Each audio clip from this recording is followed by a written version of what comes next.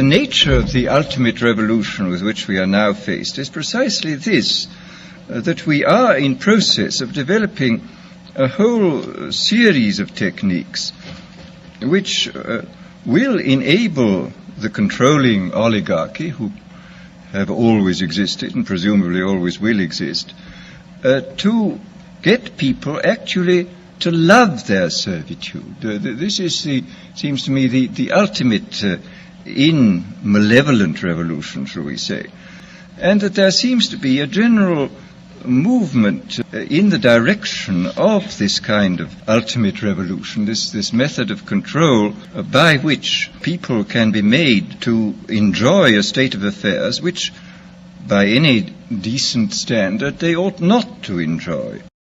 I think there have been improvements. Pavlov, after all, made some extremely profound observations, both on animals and on human beings. And he found, among other things, that conditioning techniques applied to animals or humans in a state either of psychological or physical stress sank in, so to say, very deeply into the mind-body of the creature and were extremely difficult to get rid of, that they seem to be embedded more deeply than other forms of conditioning. In this context, I would like to mention the extremely interesting chapters in Dr. William Sargent's Battle for the Mind, where he points out how intuitively some of the great religious teachers, leaders of the past, hit on the Pavlovian method. He speaks specifically of Wesley's method of producing conversions, which were essentially based upon a technique of heightening psychological stress to the limit by talking about hellfire, and so making people extremely vulnerable to suggestion. We now know the reason why these techniques worked, and there is no doubt at all that we can, if we want to, carry them much further than was possible in the past. And of course, in the recent history of brainwashing, both as applied to prisoners of war and to the lower personnel within the Communist Party in China, we see that the Pavlovian methods have been applied systematically and evidently with extraordinary efficacy. I mean, I think there can be no doubt that by the application of these methods, a very large army of totally devoted people has been created. The conditioning has been driven in, so to say,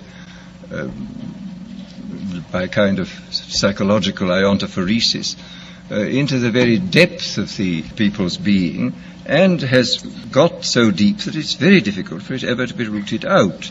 And these methods, I think, are a real refinement on the older methods of terror, because they combine methods of terror with methods of acceptance. Well, then we come to the consideration of other techniques, of non-terroristic techniques for inducing consent and for inducing people to love their servitude.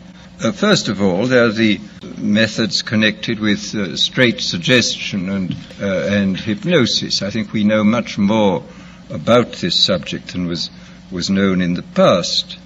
People, of course, have always known about suggestion, and although they didn't know the word hypnosis, they certainly practiced it. But we now, I think, know pretty clearly the sort of statistical structure of a population in regard to its suggestibility.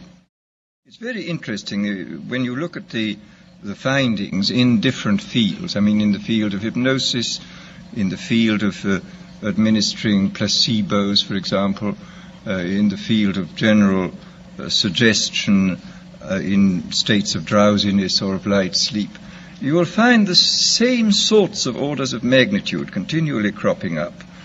You will find, for example, that the experienced hypnotists will tell one that the percentage of people who can be hypnotized with the utmost facility, just like that, is about 20%.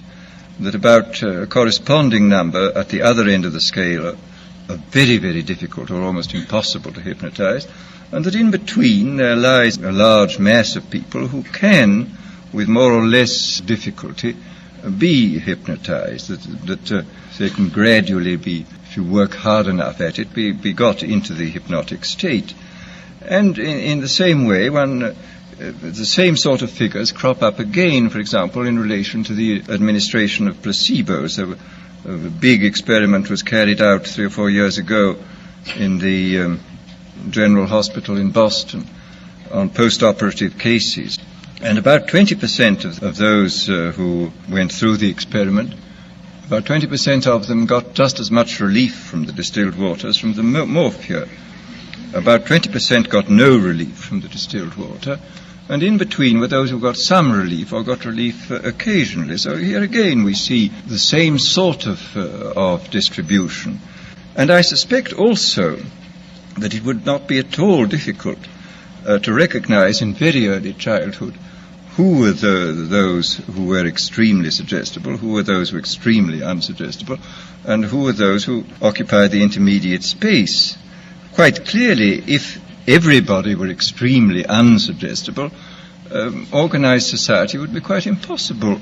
And if everybody were extremely suggestible, then dictatorship would be absolutely inevitable. I mean, it's very fortunate we have people who are moderately suggestible in the majority.